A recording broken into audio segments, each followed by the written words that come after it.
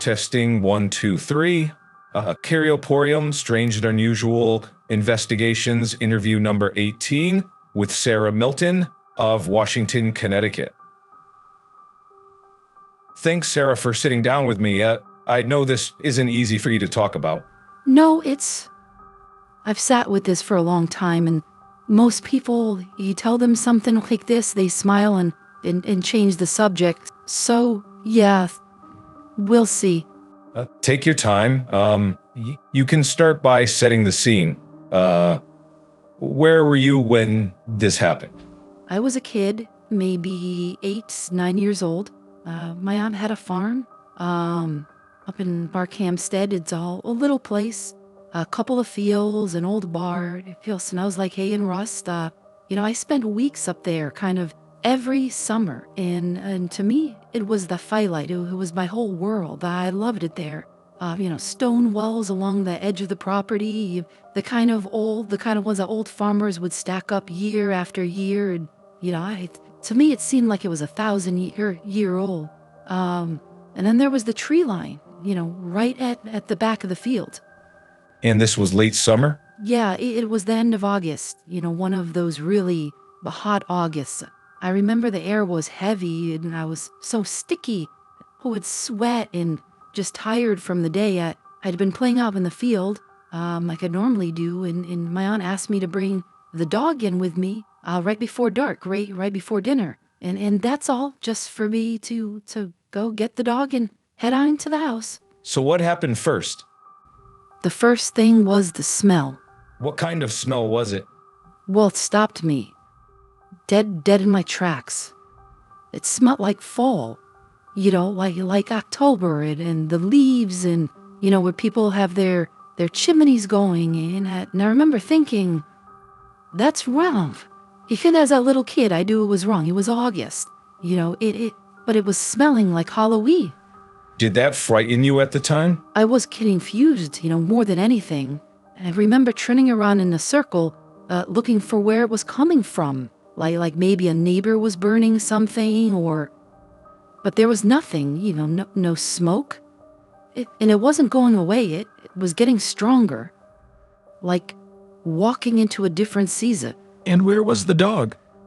Well, once my senses kind of came back to me, I saw him. He was at the far end of the field, right near the stone wall. And I called that he wasn't coming. I got closer, and he was, down low in the grass. Like he wasn't growling, and he wasn't barking. He was just staring at the tree line. But he was shaking. I'd never seen him like that. He was a big, dumb, dog, and here he was, shaking. That must have been strange for you to see as a child. That's the thing. It scared me more than anything else that happened. Seeing the dog shaking. Kids pick up on animals. When the dog's scared, you're scared. And then I noticed the quiet. What do you mean, the quiet? Everything around me just stopped. All at once. Cricket, birds, wind, everything. It was that dead. No sound, completely silent.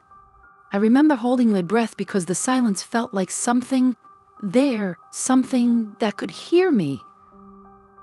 I was 8 years old, and that's the fun I had. It can hear you. So what happened next?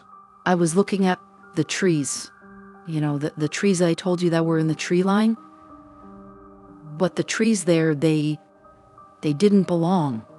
They were different. They were taller than everything else. They were darker. They were really dark, like they were made of some kind of dark wood. And it was too still. Everything was still. But in a way, it felt kind of deliberate. The bark looked wet and shiny at the same time, even though it hadn't rained. I'd run around these trees all summer for God knows how many years. I knew every single tree back to front. These weren't those trees. They weren't my trees. And the space between them, it just went that. Like there was more forest in there than there was room for. I remember thinking it looked like a hallway. A long black hallway going everywhere, starting to bend around, just to kind of make a tunnel. How did a 8-year-old, 9-year-old process something like you were seeing? Believe me, I didn't. I just stood there. Here's the thing I've never really told anyone. Part of me wanted to go closer.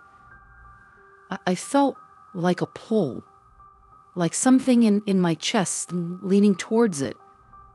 It was kind of beautiful, it's scary in a way that made no sense. It was like I was terrified, but I wanted to walk straight into it.